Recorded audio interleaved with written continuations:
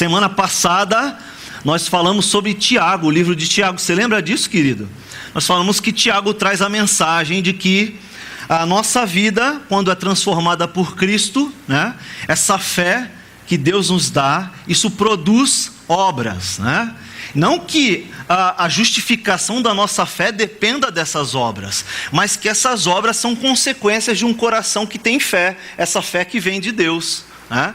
Então nós somos privilegiados de receber essa fé, porque nós mesmos não temos condição de elaborar essa fé, né? De produzir essa fé em nós. É o Espírito Santo que faz isso em nós, e graças a Deus por isso, né? Então nós falamos lá que a vida do cristão, ela produz, a vida do cristão, ela produz boas obras, né?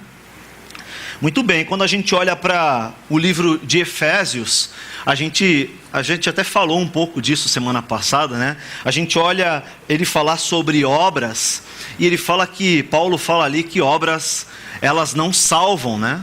E aparentemente é uma contradição isso, mas não, Paulo está falando de salvação, e Tiago está falando da consequência dessa salvação, desse coração que é transformado. E a gente vai olhar um pouco para Efésios hoje, esse texto, para a gente poder fazer um comparativo aí, juntar as duas ideias, né? Entender o que Deus tem para as nossas vidas, o que nossa vida precisa produzir, e o que é produzido em nossas vidas através da vontade de Deus, né? Então quando a gente olha para Efésios, o livro de Efésios, a gente poderia sintetizá-lo ou resumi-lo em uma frase, seria: andar de modo digno da sua vocação, né? Efésios exalta essa posição que nós estamos, né, como coparticipantes. Paulo vai falar lá em Coríntios, né? Nós estamos numa alta posição, né? Porque somos participantes desse reino com Cristo, né? Isso é um privilégio muito grande, queridos. Isso é um privilégio muito grande, né? E se a gente pensar que a gente é pecador miserável, e que Paulo fala lá em Romanos, que nós sendo ainda pecadores, Ele nos escolheu. Isso é mais incrível ainda, né? Isso treme minhas pernas, eu não sei se treme a sua, né? Para você que tem vindo na escola dominical, ou veio durante esse período de férias, né? O pastor Creuso nos ensinou, nos falou sobre a doutrina dos últimos tempos, né?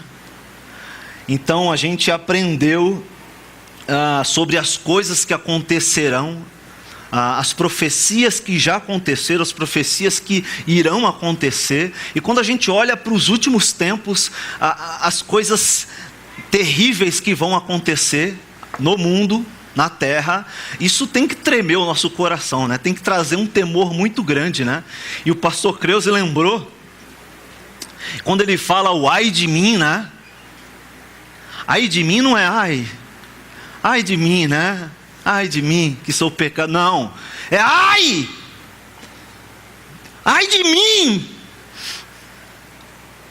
porque os meus pecados, se não forem perdoados por Cristo, se não forem justificados lá na cruz, vai ser terrível. Vai ser terrível, né? Então, eu quero desenvolver um pouco mais isso de Efésios. Paulo estava numa prisão. Você vai ver isso no capítulo 3, começo do capítulo 3, começo do capítulo 4 também fala sobre isso. Ele escreve para os Efésios, né? Era uma cidade importante ali na Ásia Menor. Tinha um templo importante, né? O templo da Diana, também chamada de Artemis, né? Era um templo importante. A cidade era uma cidade que tinha uma estrutura, uma cidade importante para aquela época. Esse templo ele foi tido como uma das 7 maiores maravilhas do mundo antigo, né? Então era uma cidade suntuosa nesse sentido.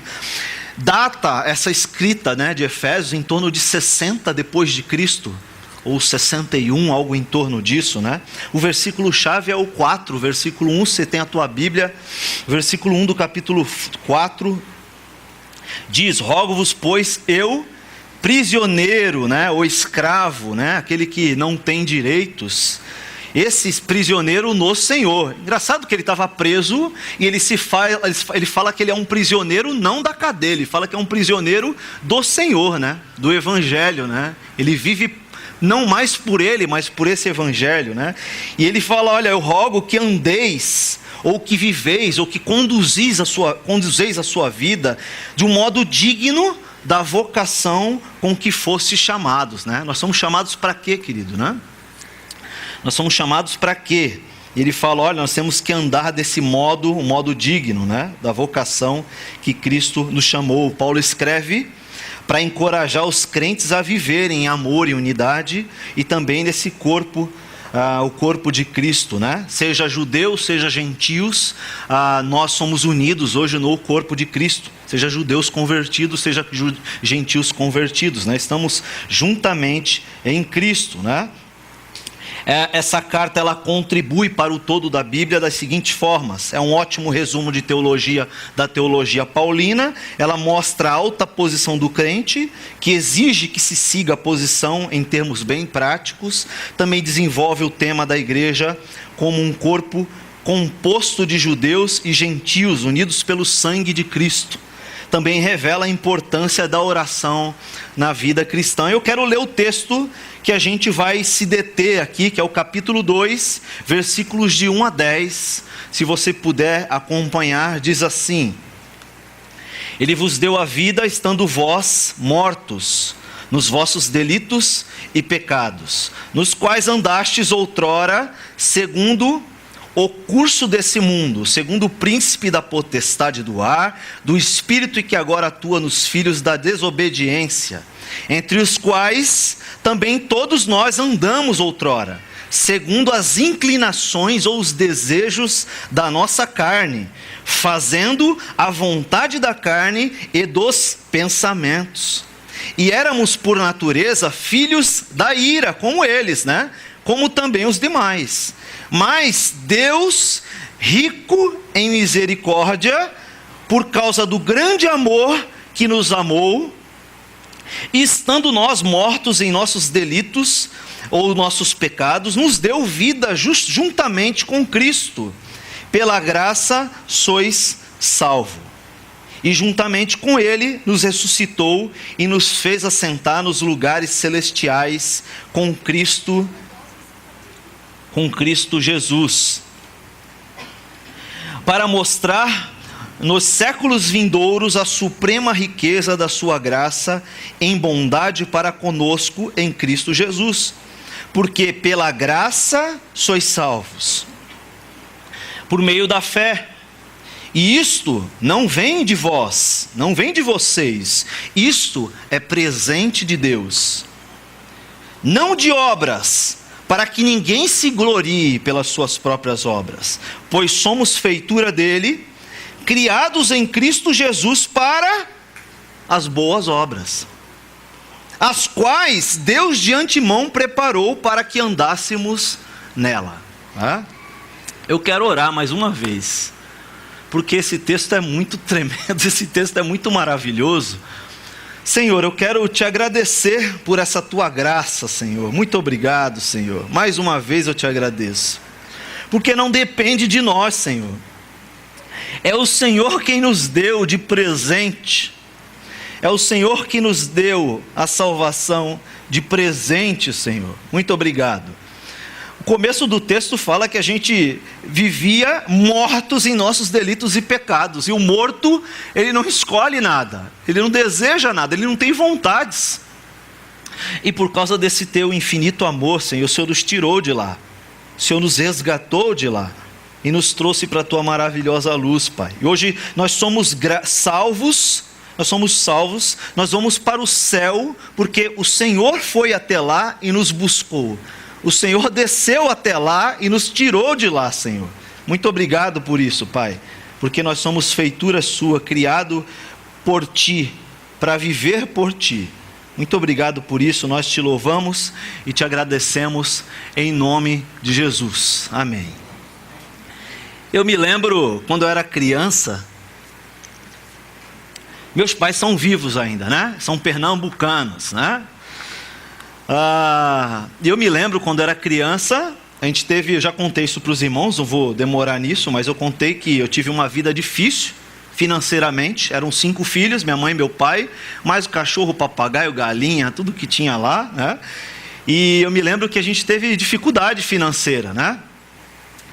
E eu me lembro que final de ano era o dia de comprar roupa e tênis. A gente comprava roupa assim, 1 semana, 2 semanas antes do Natal. Então tinha que comprar roupa nova para o Natal, né? Para a gente sentar na sala e assistir o Roberto Carlos cantar. Naquela época já tinha isso, gente, né? Naquela época já tinha isso. Faz tempo, já uns 30 anos aí, né? E eu me lembro que toda vez que chegava a época de Natal era um sufoco em casa. Meus irmãos sempre tiraram notas excelentes. Meu irmão mais velho, eu não lembro de um 9,5 do meu irmão mais velho. Ele só tirava 10, gente. Eu morria de vergonha. O meu irmão, um pouco mais novo que eu, Marcílio, ele tirava muitas notas 10. Alguns 9,5, alguns 9. E aí chegava no final de ano, eu me lembro daquela frase, né? Meu irmão falava assim: eu sou demais.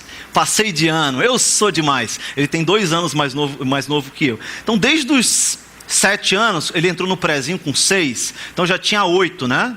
Eu estava na 2ª série. Então, meu irmão estava lá: eu sou demais, passei de ano. Ele tirava boas notas mesmo, né?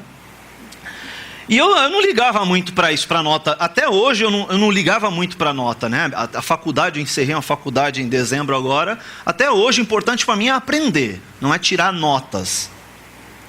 E aí o meu irmão caçula, né? Meu irmão caçula também, quando ele entrou na escola, ele tinha boas notas, bom comportamento, né? Mas eu não era um cara muito disciplinado não, Creuze. Minha mãe uma vez testemunhou, vocês viram aqui, né? No dia do pastor, minha mãe falou que eu era um rapazinho muito legal, uma bênção de Deus.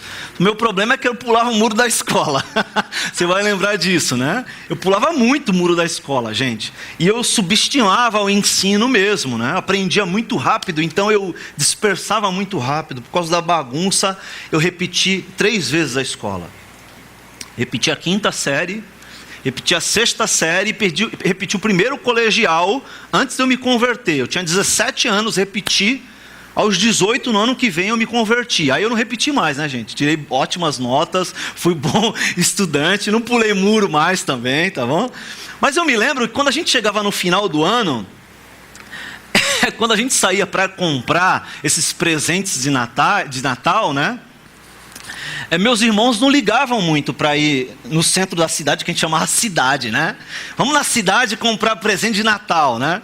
E a gente, parecia que a gente morava na roça, né? Mas porque lá em Santos a gente chama o centro da cidade de cidade, né? Sei lá por que isso.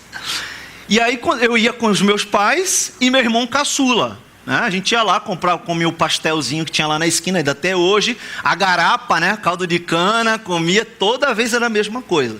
E meu pai comprava a roupa de Natal, que era uma camiseta, um shorts, uma bermuda, né? E um tênis. E meu pai comprava o que dava, né? Mas eu sempre fui meio esperto, né? Para não dizer malandro. Eu sempre fui muito esperto. Meus irmãos não iam e eu ia. Então eu poderia escolher o que eu queria. Meus irmãos nem ligavam muito, ficavam em casa e eu acabava escolhendo para eles, né? Mas é claro que eu escolhia equilibrado, né? Não escolhia melhor para mim. Mas eu sempre conseguia arrancar 2 tênis do meu pai. Meus irmãos chegavam lá e eu era o filho do meio. A gente falou sobre o filho do meio, né? Hoje, né? Foi hoje que a gente falou sobre isso. Filho do meio geralmente é um pouco esquecido, né? Mas eu era danado, eu conseguia isso, né? E aí quando eu repetia de ano, meu pai me dava mesmo assim, né? E aí, ao invés de eu me tornar arrogante, ou mal acostumado, ou uma pessoa ingrata, ou relaxado para a vida, isso me trouxe mais responsabilidade. Sabe por quê? Porque meu pai me dava uma lição ali, quietinho. Né? Sem nunca ter pisado numa igreja evangélica, talvez nunca ter lido a Bíblia, ele me ensinava sobre a graça. Até hoje é assim, né? O velhinho já está com uns 70 e pouco lá, né? Mas o meu pai é muito gracioso nesse sentido, né? Ele se importava que eu repetia de ano, claro que sim. Mas ao invés dele me fazer um mal, ele tentava me ensinar de outra forma. É claro que se ele, naquele momento, me me podasse em alguma coisa ou deixasse de dar um presente, estaria me ensinando, né? Mas ele me dando, com o jeitinho que ele fazia, o jeito que ele olhava para mim, eu aprendi muito sobre a graça, né? E é sobre isso que a gente precisa aprender, é disso que a gente precisa entender de Deus, sobre essa graça, que não depende se você passa de ano na vida, ou como cristão, ou não. Entende isso, querido? Se você reprovou ano passado, nos teus costumes, no teu jeito de ser, no jeito de ser marido, no jeito de ser esposa, no jeito de ser pai, é claro que Tiago vai dizer que essa transformação, ela vai produzir um estilo de vida diferente, mas isso não quer dizer que você não vai errar. É aí que Paulo fala, olha, não se baseie no que você tem condição de fazer, ou no que você pode fazer, porque o que tinha que ser feito já foi feito lá na cruz por Cristo Jesus. É essa graça que nos alcançou que tem que mobilizar o teu coração. Entende isso, querido? E quando a gente aprende sobre essa graça, a gente entende que essa graça é conosco, e que Deus nos ama, e que Deus nos dá esse presente incondicionalmente, Ele faz porque Ele ama e acabou. A gente aprende dele, e a gente faz isso também com as outras pessoas. Sabe aquela pessoa que passou por você e não te cumprimentou? Sabe aquela pessoa que passou na roda e não olhou para você?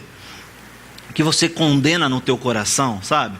Sabe aquela pessoa que falou alguma coisa que você não gostou?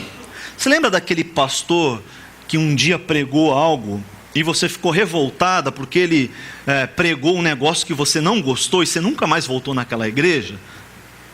Onde está essa graça que você aprendeu e que você recebeu de Cristo? Sabe o teu filho, quando o teu filho te desrespeitou, e aí você ficou uma semana sem falar com ele, o que você ensinou para ele? Onde está a graça? Que graça é essa que você recebeu?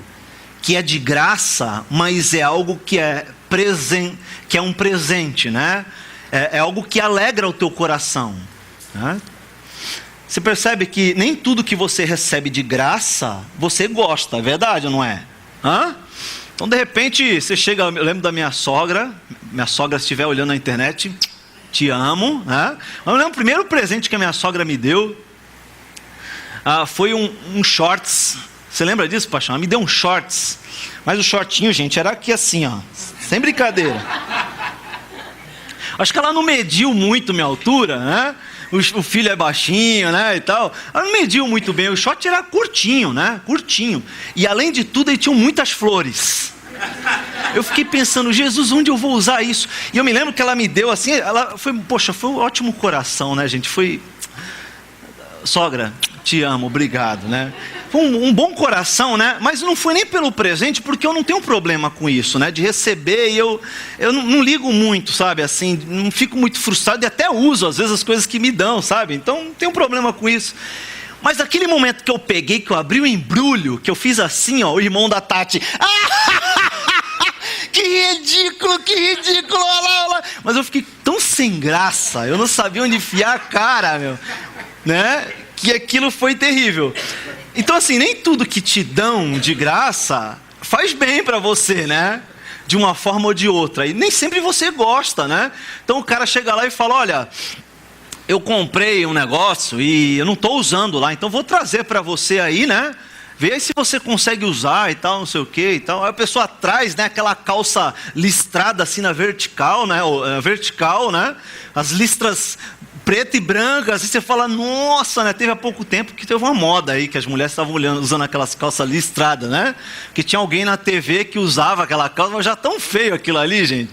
Mas o pessoal estava usando ali, nem sempre é um presente grato, né? Geralmente é ingrato, né? Sabe o que falam de presente de grego, né? Presente de grego, né? Mas enfim, né? Nem sempre é bom. Mas a graça de Deus, esse presente de Deus, ele agrada demais, né? Ele é muito bom. E o texto vai falar que nós estávamos mortos nas transgressões e nos pecados, né? Nosso coração era um coração petrificado, né? Não tinha condição de sair daquela condição a qual nós mesmos, pelos nossos próprios pecados, nos enfiamos, né? Então, quando estamos mortos, essa morte, que é morte espiritual, ela tem vários sentidos, né? É claro que quando Adão pecou, ou quando nós pecamos, esse pecado também traz a morte física, né? Mas quando a gente fala de morte espiritual, ela está relacionada também a essa morte que vem de Adão. Romanos 5:12 vai falar um pouco sobre isso.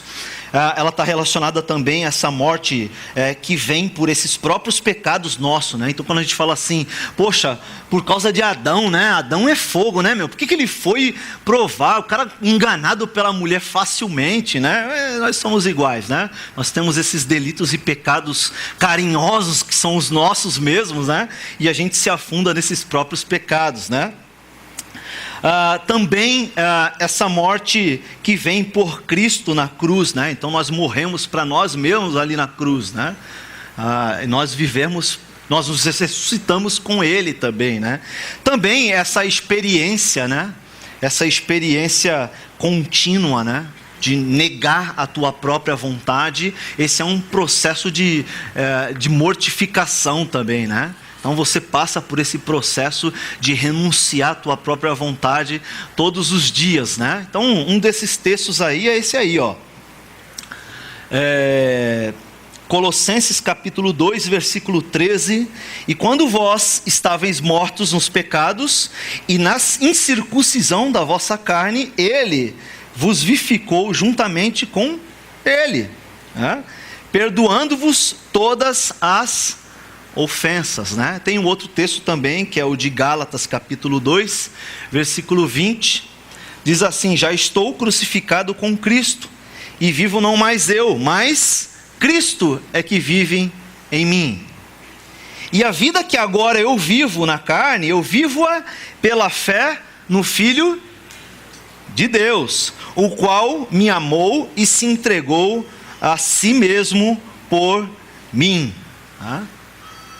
Olha lá que legal. Quando a gente olha para o versículo 2, ele vai falar: olha, vós, né, andastes outrora segundo o caminho, né, do governante do ar, né? Ele fala ar para dizer esse século, né? Esse tempo, né? Esse mundo, né? Então o governante desse mundo, o cara que governa, o cara que controla, né?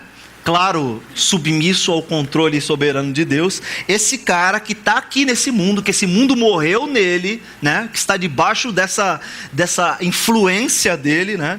Esse homem, o que agora atua sobre os filhos da desobediência, né? Aquele que hoje atua sobre aqueles que estão desobedecendo a Deus, aqueles que não andam com Deus, aqueles que não têm a Cristo, aqueles que estão mortos hoje e não foram vivificados pelo poder do Espírito Santo, pela vivência de Cristo dentro de nós, né? Esses aí, nós andávamos entre eles, né? Nós estávamos entre eles. De que forma? Nos desejos da carne e nos desejos do pensamento, tá? Então, as paixões, as vontades que a nossa carne, a nossa impulsão para o pecado, né? E a forma de pensar nisso, né? A concepção, né? O desejo, a vontade, o raciocinar, o maquinar do mal, né? Os nossos desejos da carne e dos pensamentos, andávamos, né? Segundo eles, que era dominado pelo príncipe desse século, né? E éramos como eles, os filhos da ira. Estávamos como eles, andávamos como eles, seguindo os desejos da nossa própria paixão. Nos misturávamos entre eles. É claro que hoje a gente tem uma concepção disso, né? Você não deve sair do mundo. Não tem como você sair, não tem como você não viver com aqueles que não são cristãos. Aliás, você deve estar lá para influenciá-los. Claro que ele está falando aqui de estar com eles, de viver com eles, andar como eles andaram. Nós vivíamos assim. E o texto está dizendo, olha, hoje nós não vivemos mais dessa forma, né? Nós éramos sem justificação, né? Injustificados. Hoje nós somos justificados por essa morte de Cristo na cruz. Nós não andamos mais como eles andavam, no controle de suas paixões e dos seus desejos, né? É isso que o texto está dizendo. Olha só que mais. Mas Deus é amor. E ele sendo amor, ele não olhou para quem éramos ou como andávamos, né? E ele, por sua ciência, sua onisciência, ele nos escolheu antes de todas as coisas, antes da fundação do mundo.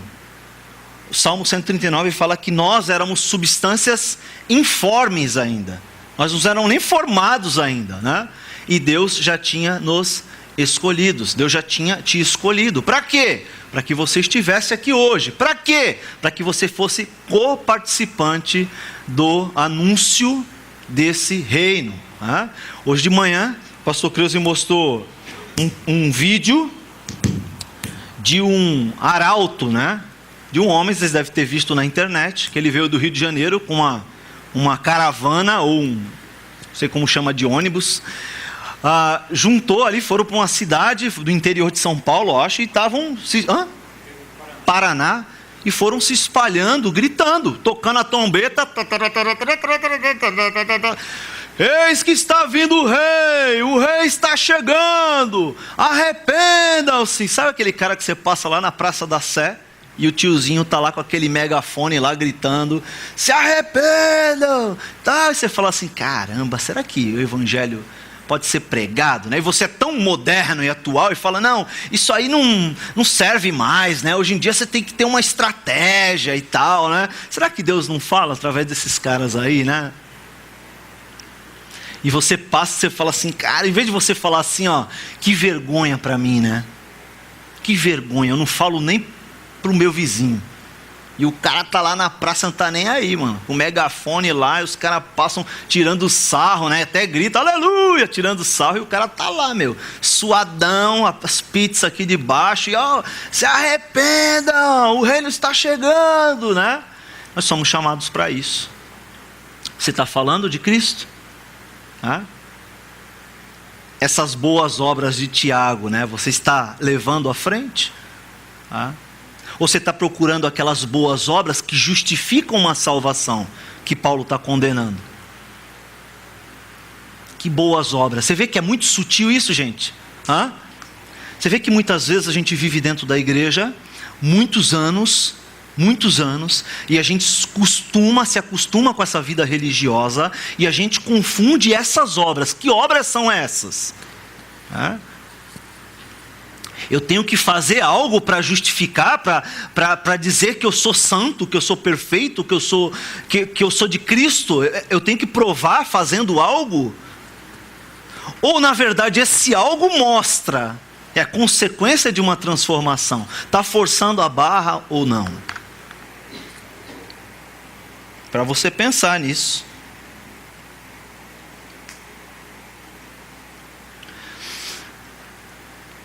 Ele fala que nós éramos mortos, né? E nos deu a vida com Cristo, através de Cristo, ali na cruz, né? Nós estávamos mortos, nós tínhamos desejos nenhum, vontade nenhuma. E aliás, hoje nós somos escravos. Olha que legal, hein? Você subiu na vida, né? Você subiu na vida. Então você era morto, não tinha vida, não tinha direito, tinha vontade, não tinha, estava morto. Hoje você é um escravo. Olha, você subiu pra caramba, meu. Você já tem a vida, pelo menos. Esse já é uma grande vantagem. E isso, já esteja muito feliz. Já esteja muito feliz, porque a graça de Deus nos basta, amém? Muito bem, então nosso coração é transformado, como algumas pessoas que a gente conhece, né? Então o teu coração foi transformado, você é uma nova criatura, você não está morto mais, né? Então você recebeu essa oportunidade de sentar no colo de Cristo, né? E falar, olha, eu tenho acesso, né? Eu tenho livre acesso por causa da graça, né? Ninguém fez nada para merecer isso, né? Mas isso foi a graça de Deus, né? Pela graça nós somos salvos. Não tem nada que você possa fazer que te leve na presença do Pai. Não tem nada. Só tem um meio. Ele mesmo disse que ele era o meio. Ele diz lá em João capítulo 14, versículo 6, o quê? Você sabe de cor. Eu sou eu sou o caminho. E o que mais que ele é? A verdade e a vida. Não tem outro jeito. Só ele fazendo. Entende por que hoje a gente tem que olhar para as pessoas com um olhar de graça e misericórdia? O que me faz melhor do que o outro? O que me faz diferente do Creuze? Talvez eu tenha um pouco menos de barba, menos barba que ele, bem menos cabelo até, né? Bem menos gordura também, mas tenho bem menos cabelo, bem menos barba, fofinho, né? Mas o que me faz diferente dele diante de Cristo? Nada. Eu falo muito lá na Fundação Casa, toda quarta-feira, a gente tem ido na Fundação Casa, uma semana vai uma turma, outra semana vai outra, estou dizendo isso porque tem visitantes, talvez você não saiba, e eu costumo dizer para eles lá, olha, eu não me sinto diferente de vocês em nada. Eu acho que os funcionários ficam doidos quando a gente fala isso ali, porque quando a gente sai, essa molecada vai lá e toca horror em cima deles, né? Se vacilar é pescoço cortado lá dentro, né? Então os caras ficam, esses caras não sabem o que estão falando, né? Esses caras não sabem quem é aquele moleque. Você olha esse carinha de anjinho olhando para você, dá vontade de levar para casa, gente. Eles convencem, eles são danados, né? São danados. E eu falo assim, eu não me sinto diferente de você em nada, fi. Nada. Tem uma coisa que me faz diferente de você. Eu posso sair daqui a pouco daqui, você não. Mas o meu pecado para a justiça do nosso país não é passivo de reclusão, de prisão. Alguém já foi preso por mentira aí? Não estou dizendo que esse é o meu pecado. Mas alguém já foi preso por mentira? Se você for diante de um juiz e mentir, talvez isso agrave a tua pena, você pode ser preso, né? Mas no popular, na rua, alguém foi preso por fazer fofoca aí? Não. A não ser que o fofocado tenha provas, né, e processe aquela pessoa por difamação e calúnia. Os advogados aí, né, sabem muito bem disso, muito melhor que eu. Alguém foi preso aí por passar o sinal vermelho? Aqui eu sei, gente, aqui ninguém passa sinal vermelho. Na Igreja Batista isso não acontece, né? Passa, mano. Ixi, meu Deus, joelho aqui, mano. Não pode pertencer a essa igreja. Por favor, os diáconos, retira esse irmão daqui, porque não pode, né? Depois das 23 horas,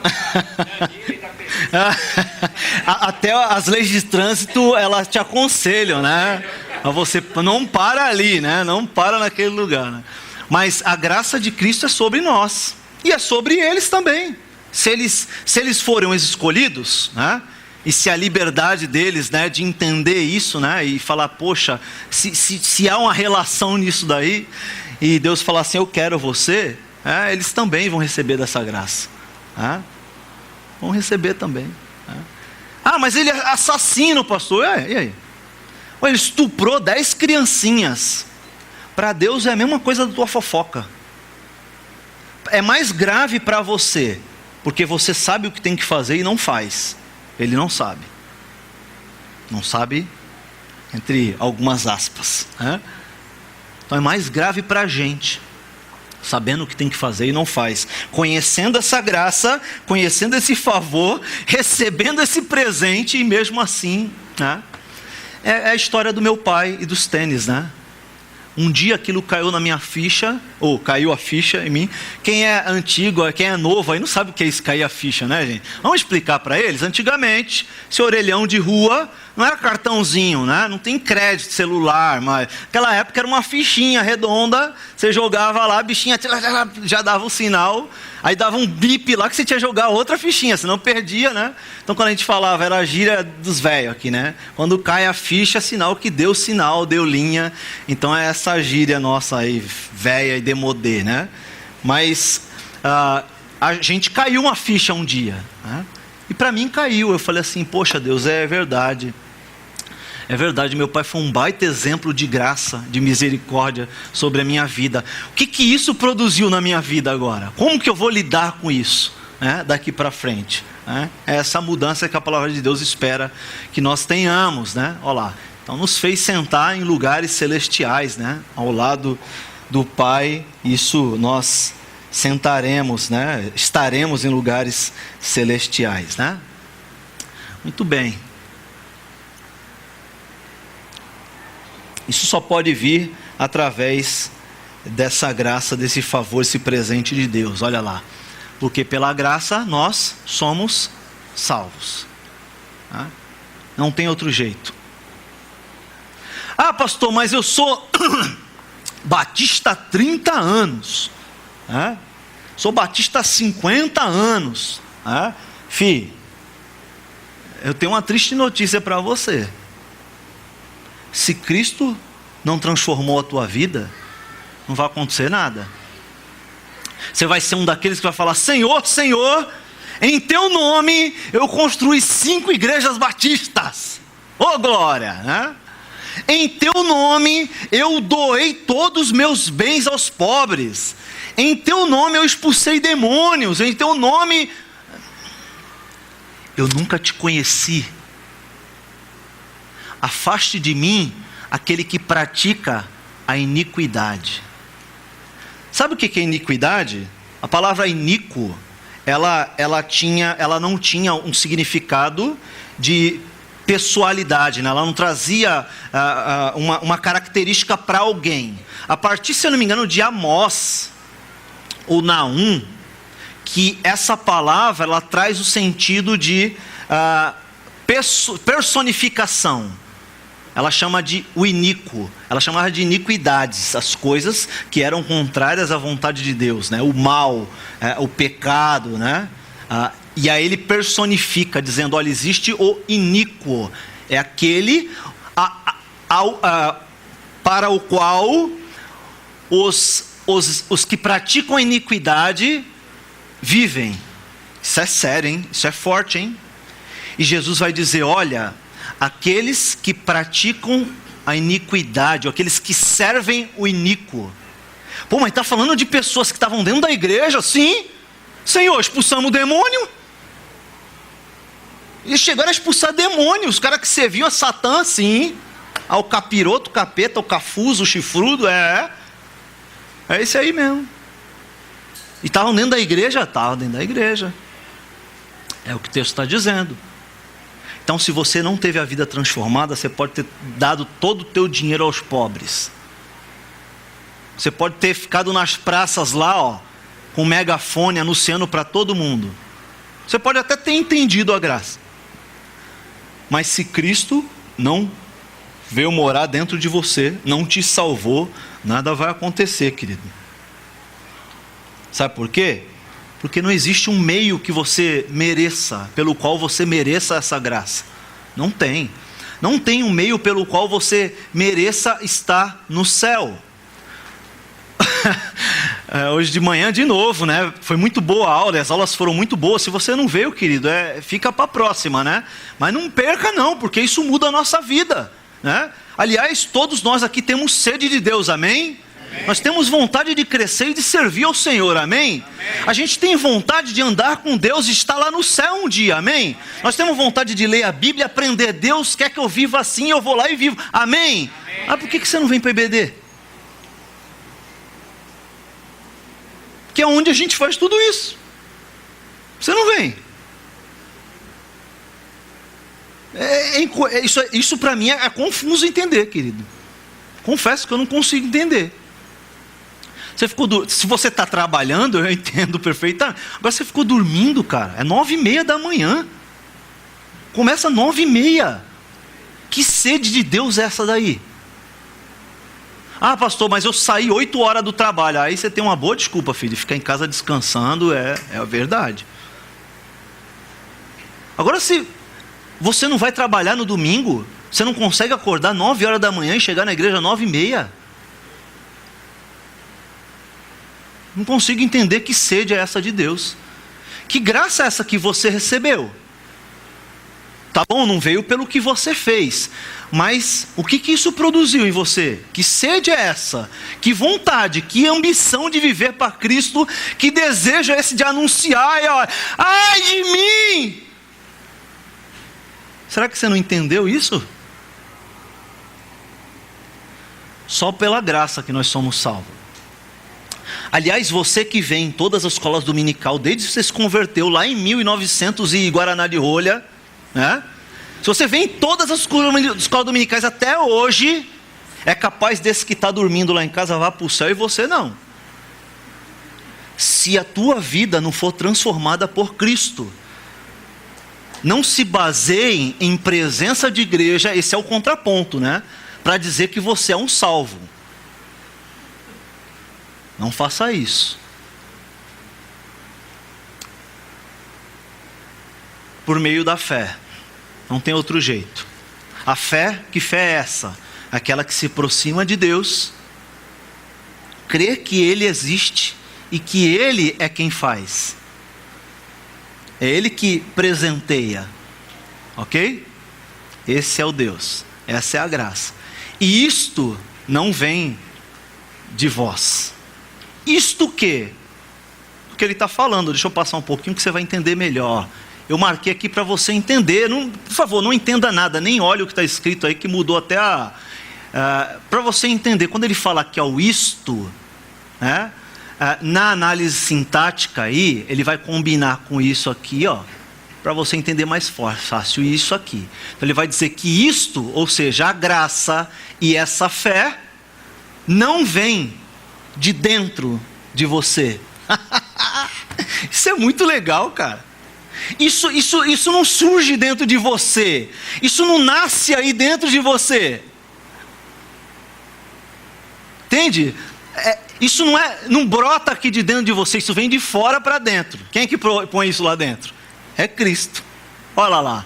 Outra coisa que combina aqui, ó. O presente, o dom. O dom de Deus.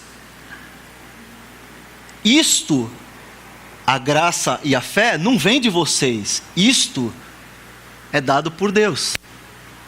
Interessante isso, né?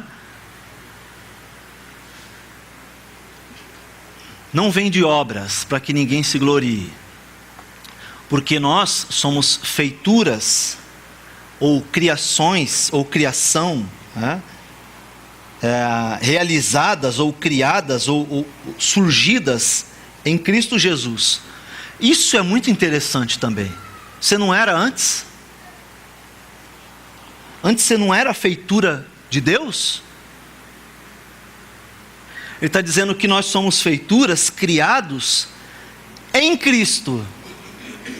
Nós só conseguimos essa vida nele. Não tem outra. E nós somos feitos para quê? Para a mesma palavrinha lá de Tiago. Tá? Para as boas obras, que são consequências desse viver em Cristo, dessa graça, dessa bondade que vem de Cristo sobre nós. Tá? As quais Deus preparou para que andássemos nela. Tá?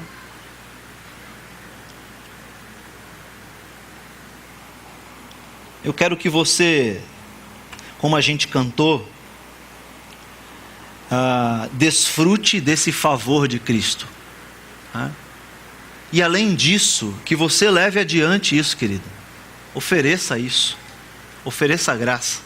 Sabe aquele irmão que você olha e fala assim, puxa, aquele ali não tem jeito. Sempre foi assim. Sabe aquela irmã? Sempre foi assim. Vai ser sempre assim. Pau que nasce torto, nunca se endireita. Menina que... Não. pau que nasce torto nunca se endireita. É isso que a gente fala. Quem disse? A Bíblia fala totalmente contrário. Só se endireita aquele que é pau torto. E quem que endireita? Cristo, através da sua graça. Eu quero chamar o pessoal do louvor aqui na frente. A gente vai cantar mais uma vez essa música. E aí, que isso fique gravado no meu coração, no teu coração. Essa graça que vem de Deus, esse amor que é de graça, mas não é desprezível. Que é de graça, mas ela não desagrada. Desfrute dessa graça, querido. Se você ainda não desfrutou dessa graça, se você ainda não conhece esse Cristo que eu conheço, eu quero te oferecê-lo essa noite. A Bíblia fala: a todos quanto o receberam, Ele deu o poder de você ser chamado filho de Deus, a saber, o que crê no seu nome. Diz lá também em João capítulo 3, versículo 16. Ele diz assim, que Deus, Ele amou o mundo de uma forma tão grande, mas tão grande, maior do que o acarajé que eu comi lá, que era grande, hein? Mas amou tão grandemente esse mundo, que Ele pegou o que Ele tinha melhor, o Filho dele, e falou, para justificar vocês, para tirar vocês desse lodo aí que vocês se enfiaram pelos próprios pecados de vocês.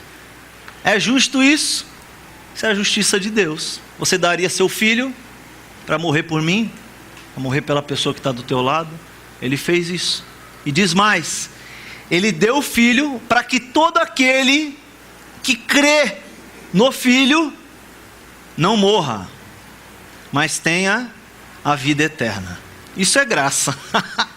O mundo não entende isso. O mundo não entende isso. Sabe por quê? Porque o príncipe desse mundo, que está no texto, cegou-lhes a vista. Cegou os olhos. Então os caras vão olhar para aquele pastor ladrão, para aquela igreja que faz falcatrua, para aquele outro que foi pego, para aquele vizinho meu que não é crente, que diz que é crente, faz um monte de bobagem, Eles vão olhar para esses caras e esquecem de olhar para quem realmente deve olhar: Cristo Jesus. Então eu quero que você feche os teus olhos. Fala aí no canto do teu jeito com esse Deus. Fala aí. Fala aí: Deus, eu recebo essa graça. Eu recebo essa graça que é inexplicável, que é tremenda. Eu recebo essa graça que flui do teu trono, do teu amor. Eu quero ter minha vida transformada também assim. Olha, eu estou muito tempo na igreja, Deus, mas eu não sei se eu sou convertido. Ou eu nunca pisei numa igreja e eu tenho certeza que eu não vou para o céu.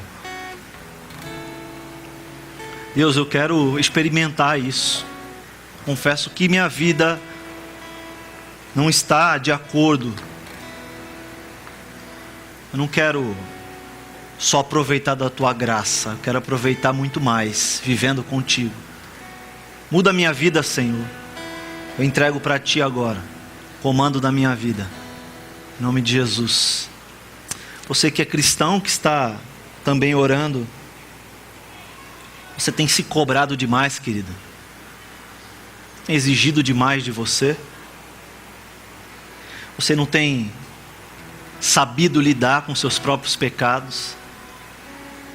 Você tem se entristecido porque você não consegue, como Paulo diz, fazer o bem que você quer fazer, mas o mal que você não quer, esse você está sempre fazendo.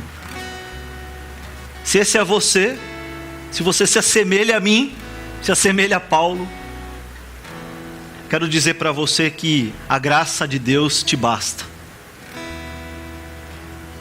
Não queira ser o super crente. Não queira ser o perfeito. Queira fazer o melhor para Deus. Não queira ser o religioso, queira ser o amoroso, o desprendido, o fiel. Não queira parecer o que você não é, querido. Esse aqui é o lugar de gente pecadora. Esse aqui é o lugar da gente se identificar, não pela perfeição, mas pelas nossas falhas, nossos pecados. E desfrutar dessa graça que vem de Deus. Se você tem se exigido demais, querido, saiba disso. Deus está falando para você hoje: a minha graça te basta. Porque foi com o meu amor que eu te comprei. Foi nada que você fez que te fez merecer, foi o meu amor. Muito obrigado, Senhor, pela tua graça. Muito obrigado pela tua graça, Senhor. Obrigado pelo teu amor. Nós te louvamos por isso. Em nome de Jesus.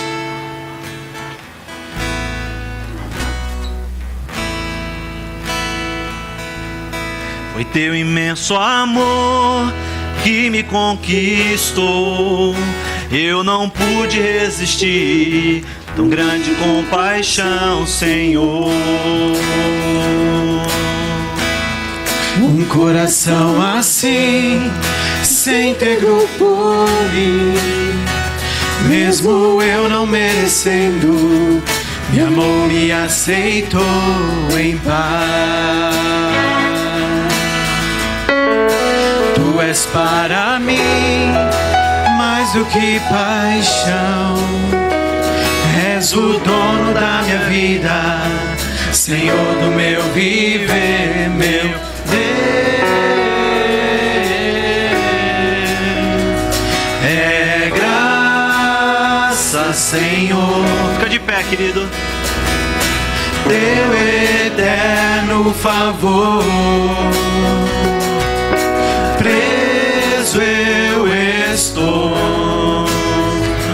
por teus laços de amor, Jesus.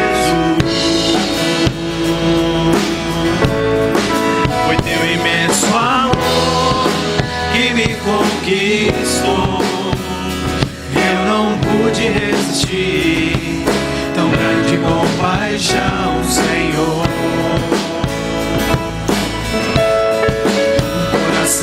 Assim se entregou por mim, mesmo eu não merecendo. Me amor, me aceitou em paz. Tu és para mim mais do que paixão. És o dono da minha vida, Senhor do meu viver, meu